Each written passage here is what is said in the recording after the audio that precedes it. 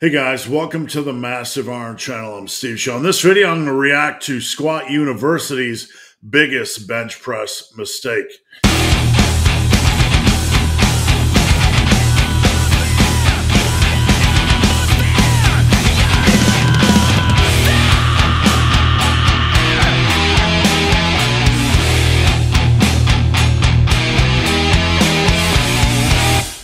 Before I get into this topic, if you have any questions or comments, drop them down below. The best topic ideas I turn into videos just like this. If you need coaching, check out the link down below. All right.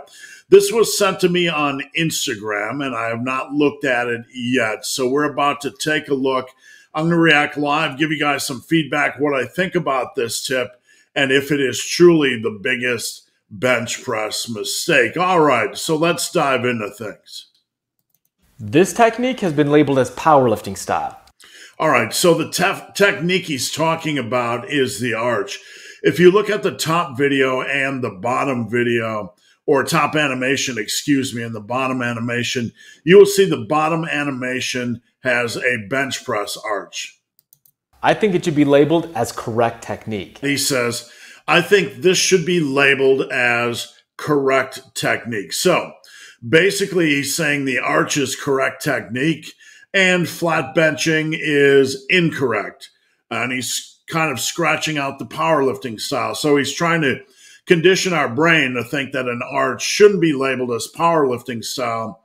It should be labeled as correct style. So let's continue.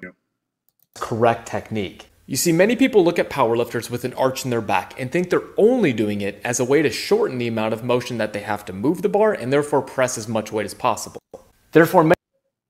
All right, so yeah, that's pretty much true.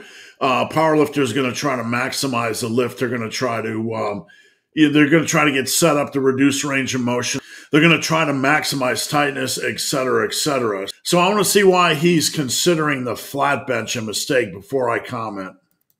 Many think only powerlifters should bench like this. And if your goal is, say, just building muscle, that you should have your back completely flat on the bench. But this is flat out wrong.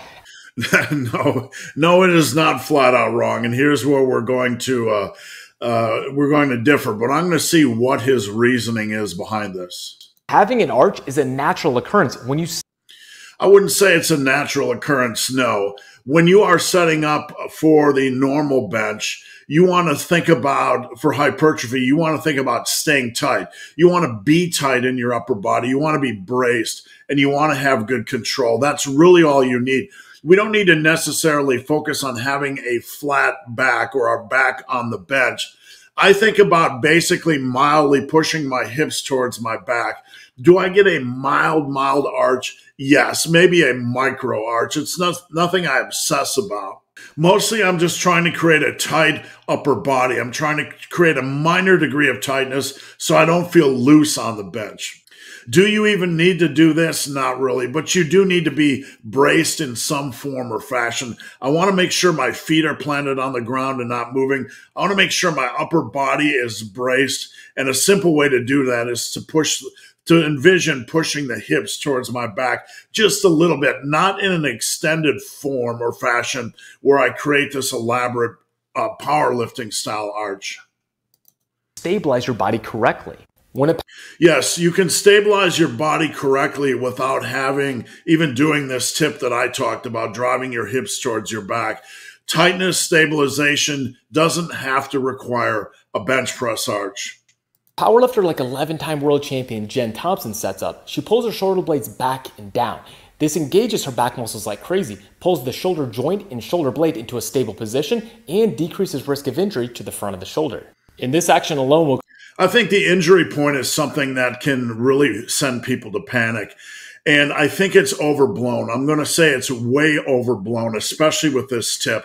If you are benching with good quality control, if you're benching with a reasonable degree of stability, meaning your feet aren't dancing around and you're lowering to the proper position on your chest, and you basically have a big breath, you're going to be fine. When we look at bench press injuries, basically the big culprits are dive bombing and sloppy benching and not having moving around and tipping around, all these kinds of things. If you have decent control on your bench, you're going to be fine, and the risk of injury is absolutely minimal.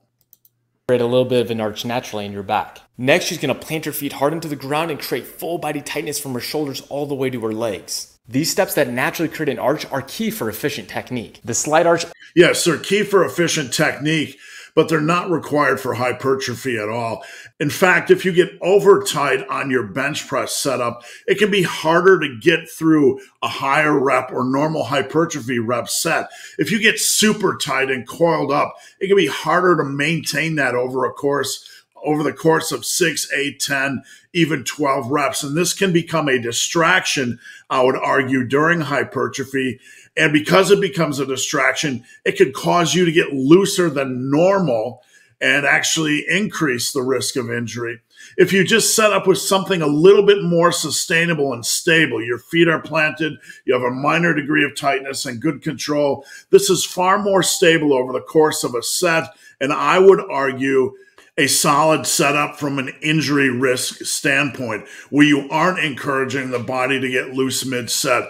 Over the years, I've done a lot of more powerlifting style benching, and I've come to find out that it becomes more of a distraction during hypertrophy work because I'm fighting to keep that over degree of tightness rather than a more natural, tight, and controlled feel. And it becomes very aggravating over the course of a 6, 8, 10, or 12 rep hypertrophy set. Also activates more fibers in your pec. So even if your sport is bodybuilding. All right. So here he's going with the activates more fibers in your pecs. This is going to kind of make people run to do some powerlifting setup. I'm going to activate more fibers. This really isn't the case. We're kind of looking at a tree instead of the big picture of called the forest.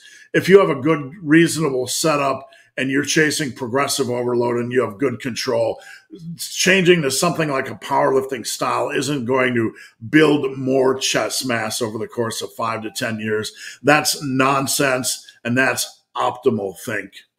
So guys, hope this video has been of some help. If you have any questions or comments, drop them down below. If you made it this far in this video and have yet to subscribe to my channel, please do. I'd appreciate the support.